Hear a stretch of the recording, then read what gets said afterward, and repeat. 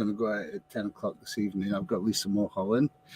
We're in the Moose, the Medicine Show Radio Moose Mobile in Inverness, in the car park of Eden Court Theatre. You know, the last time you were in the Moose, I think it was Eden Court Theatre. It was. It was just a few parking bays down. Yeah, a different Moose. You know, I was looking at that. That's it was right. 2016. Was it? It's ridiculous. So it was a different Moose. It was the first The one, original, the big one. Original Moose, yeah. Hi.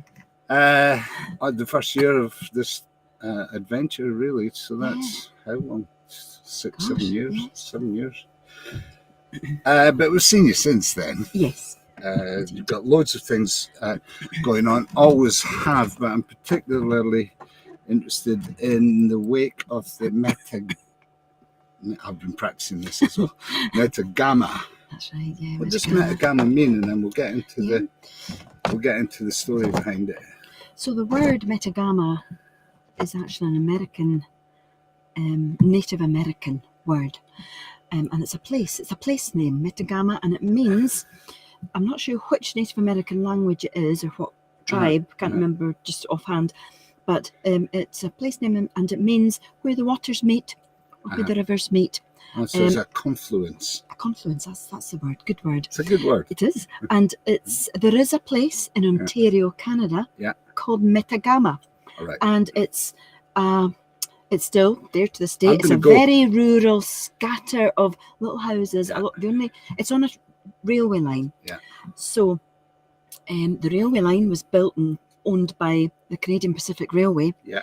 And they started running transatlantic crossings with liners way back early 20th century.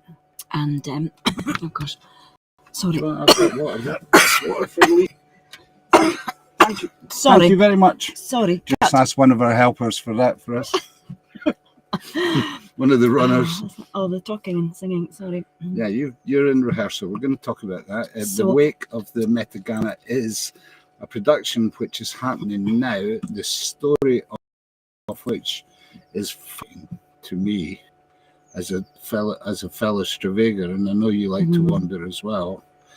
But the roots of that whole story, and before we move on, I want to go and visit Metagama. I'm going to go to Canada and do a bit of traveling, so I will go and do that. The Metagama was the ship that took the people. This is 100 years ago, Lisa, isn't it? Yes. So it's the centenary commemoration. Yeah. And just while we're talking about the Metagama and the meaning of the word, as I was saying before I started coughing, it's a small rural outpost on the rail line. So it's still a railway stop. Okay. And back in the day, it was the Canadian Pacific Railway who ran the railways, and they started building liners or owning transatlantic liners. Okay. So they built a series of ships, one of which was the Metagama, and there were another couple beginning with M, and they called them the 3 M's, and the brochures, you can see the old brochures, and they were of course transatlantic liners. So it was the start of cruise liners crossing the Atlantic. Yeah. So it was they named one of them Metagama after their outpost on the rail line. Okay. And so that's where the name comes from. And the ship itself was built in 1914 and started transatlantic crossings. During the First World War, it was used for troops, but it still was a civilian ship. And after the war, it went back to service as a passenger liner, and it was the ship that called in to Stornoway on the 21st of April 1923. Okay, so that's 100 years almost. Next week. No, it's this week. it's you're right. That's our first show. Yes, normally these ships would leave from Glasgow docks or something to Greenock, picking up people.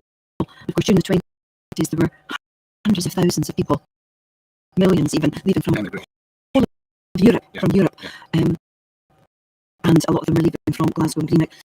So immigration was huge at that time.